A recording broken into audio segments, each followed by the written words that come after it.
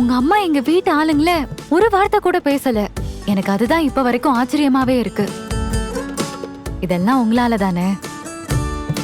அதான் தேங்க்ஸ் சொன்னேன். ஏனவன், இதெல்லாம் எனக்காக தானே பண்ணீங்க. புரியுது. சொல்லிதான் புரியணுமான்னு கேட்க வரீங்க, கரெக்டா? இல்ல.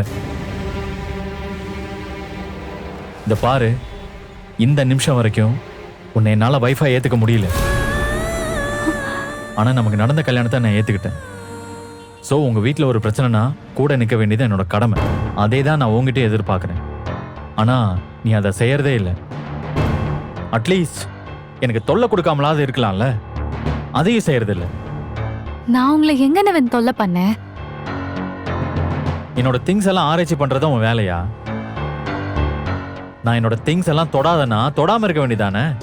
அப்படிலாம் இருக்க முடியுமா நிவன்? நீங்க வேணா என்ன ஒய்ஃபா ஏத்துக்க முடியாம இருக்கலாம்.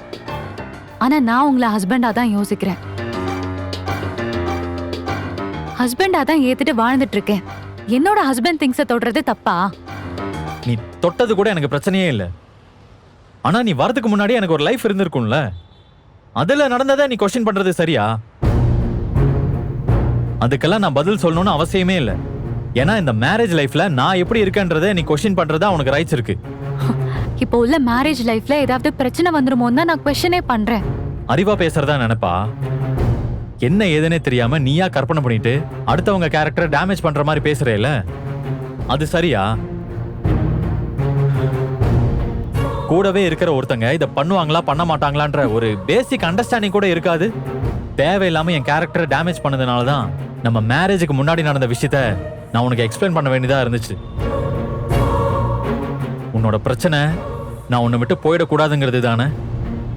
நான் அதுக்கான பதில உங்ககிட்ட சொன்ன பின்னாடியும் நீ எதுக்கு இப்ப இவ்வளவு பெரிய பிரச்சனை பண்ணி வச்சிருக்க?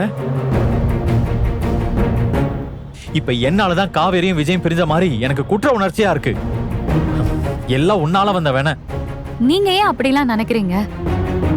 நாம சொல்லாட்டியும் காவேரி அக்காவை நம்ம வீட்டுல கொண்டு வந்து தானே விட்டுருப்பாரு. அதான் கண்ணால நம்ம பார்த்தோமே. நிவன், நீங்க தேவையில்லாம குழப்பிக்காதீங்க நிவன். நான் உங்ககிட்ட ஒரே ஒரு ரெக்வெஸ்ட் வச்சுக்கிறேன். தயவு செஞ்சு இந்த மாதிரி யோசிக்காம எதையும் பண்ணி தொலைக்காத. நான் உனக்கு கொடுக்கிற அமைதியை நீயும் எனக்கு கொடு.